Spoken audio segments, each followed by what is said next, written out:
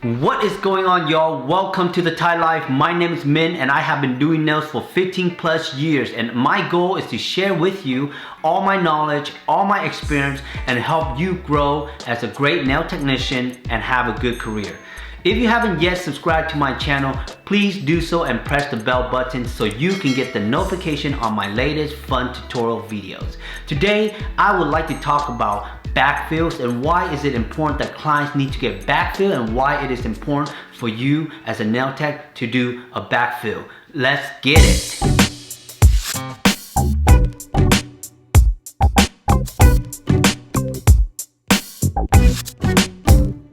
So what is a backfill? A backfill is when a client has gotten a full set by you, 3 weeks to 4 weeks down the road, their nail has grown out and they want to fill in what has grown out. That is the backfill. But why is it important that we as nail tech need to execute a backfill perfectly? Because when a client comes back 3 weeks to 4 weeks, more likely they're gonna have some lift, some loose end, even a missing nails. And as nail tech, we have to face those problems and we have to learn how to deal with it. There's no such thing as I don't do backfill because I don't want to go through this process. The reason why you have to do backfill is to force the client to know that it is important for them to keep filling in what it has grown out so that they don't have to rip off their natural nails and they can continue to protect their natural nail with a layer of acrylic on top of it. And the best part about it is that you won't damage their nails in the long run by not taking it off too often, and it also makes the client want to come back to you to get that service done after a brand new set. So that is why it is important as nail tech and for clients to get a backfill. And I know a backfill is a very hard procedure to do. Because why? When the clients come back, sometimes you will get all kind of problems with the nail. Missing finger, lift nails, and sometimes crooked shapes, and you have to reform all of that. And it takes time, but no worries. Today, my goal is to share with you from start to finish how a backfill is executed with one of my clients while I am working on her. It is important that we understand so that when we able to fill in what needs to be filled and trying to make her nail look beautiful again, and this is how you do it, y'all. Let's get it. So this client right here, 4 weeks ago, she has gotten a full set by me and we did a diamond French with some reflective glitters on this outline. So now she's back and she just wants a green French on the ring finger and the index fingers and also a flower on the middle of the tip fingers. So the first thing I did was I had to take off the old gel polish. But while I am taking off the gel old polish, I am asking her, does she want the length to get cut down to what it has grown out? And at the same time, while I am taking off the gel polish, I am also looking at any lift on her nails. When you guys are taking off the gel polish, it is necessary that you go through that 2-step, is checking the lift and cutting down the length. The reason is that you don't want to keep doing one step and go back and do it again and go back and do it again. Try to take care of all of that in one finger as you guys are holding it. So in this case, as I am taking off her gel polish, with her wearing her nails for 4 weeks already, yes, there are some loose ends because this lady does stuff with her nails and she has kids and she has to cook and clean, and you have to understand that as a nail tech. So as I'm cutting down the length to what she has asking for, I'm also looking at the lift, and the way you cut off the lift is that you will see a discolor on the nail, meaning if the acrylic is lifting, more likely you're going to see like a little air bubble look like, or the color is a little bit lighter than the solid colors if the nail is fully on attack. So more likely it's going to have a solid nice color on there, but if it's loose, you're going to see that light shade coming out. And what you have to do is you have to determine rather where the cutoff is at, meaning there's going to be a lift area and a non-lift area, and you have to use your drill bit. I'm using a coarse bit to cut that lift precisely right on the lift, and you have to do that. The reason why you have to do that is because if you are cutting the lift and you just kind of use the nipper to cut it, more likely you're going to spread the lift more. The goal is not to spread the lift but cut the lift. So as I am cutting the lift, I am making sure that the blade is not going into the natural nail. It has to be so precise to where here's the nails and the drill is just right on the edge of the acrylic, so that when you guys are going in with the nippers, it is so much easier for you just to pop off the lid, okay? So as you can tell, this process right here is going to be the most time consuming process and the most intense, because your drill is running and you're trying not to cut the clients. It gets intense. But once you overcome the cutting of the lift, cutting down the lane, taking off the polish, you're gonna go in with the nippers and you're gonna try nip off the lift. But you are not adding no pressure. You're literally just going in, and all you have to do to snap it, it should pop off. And if you guys notice that it's not popping off right away, but it's giving you a hard time, don't pressure that. Go back with the drill, and what you want to do is you're going to cut the line a little bit more where the lift is at. You just got to get it more precise. Don't go hardcore on them. Once you get it very precise, and there you should be able to take off the lift. Once you take off all the lift and you are satisfied the way it looks, you have to go back with the E-fie. And this time I am using a fine bit to smooth out the surface. What happened is that once you cut off the lift, you might end up losing the apex, or you might end up having a big gap of acrylic that's been cut off. So what you want to do is you want to go in with the E-file and smooth out the surface. As you can tell, when I'm smoothing out the surface on the left hand, I'm always starting from the thumb, because when the file is moving, it's going to push the fine dust onto the next finger. So what you want to do is you want to start with the thumb, so it's not covering on your next finger. If you start from the pinky, imagine if you start from the pinky, the dust is going to cover on the ring finger, and the ring finger is going to cover on the middle finger. So I start from the left finger. So once I smooth out the surface, it should give me a good surface for me to lay the acrylic on. But this part, like I say, it does take time, because it's almost like you are recreating the nail again.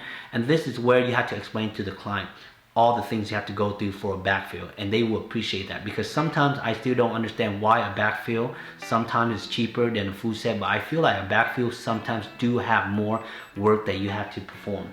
Okay, so once I smooth out the surface, I'm satisfied.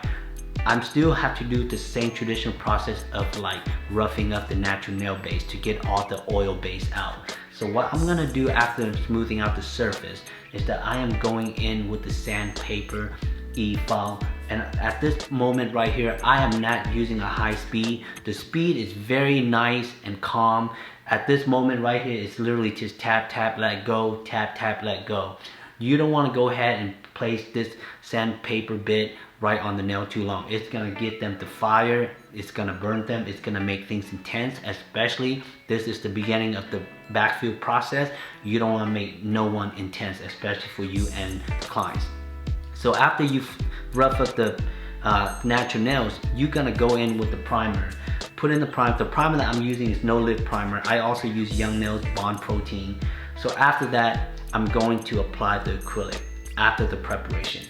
During this application, you're probably wondering like, why am I filling in the whole nail when it's a backfill? The reason is that the previously to the acrylic that the clients had was a little bit lighter. It's called Young Nail Bear, but now she wants a little bit more pink to go with this new design here. So since it's a nude on nude, the blend is really nice. It doesn't make a big change. So what I'm gonna do is I'm gonna go ahead and go in with the rosebud, and I'm gonna go ahead and cover up the whole nail to give it a more consistent of that color. If you guys are doing color acrylic and you guys are using like black or white, and the client wants to change a different color, that might be a little bit harder. But when you're dealing with like a set of nude colors, sometimes the colors kind of blends in with each other, which it doesn't make a big effect, and the client's gonna be okay with that too. So as I am applying the acrylic on, of course, you know, you kind of have to rebuild the apex again. As you guys can see, she had one missing middle finger. So I just applied the tips that I applied on for her last time. It's really no biggie, you know. So same thing, after you cut off the lift, you file down the nail smooth. Sometimes it loses the apex. So what you want to do is you rebuild the nails. And at this moment, guys, the application, once again, it is really your choice. It's a relaxation process. The client gets very relaxed watching you do it. Don't make it hard on yourself. Enjoy this process. There's no such thing as a one ball method. 2-ball method. I feel like at this moment, if you're really good at what you do, it doesn't matter how many ball, as long as the nail looks good. But the goal is that to create a very good apex and a smooth surface. When I am doing application, that's all I care about.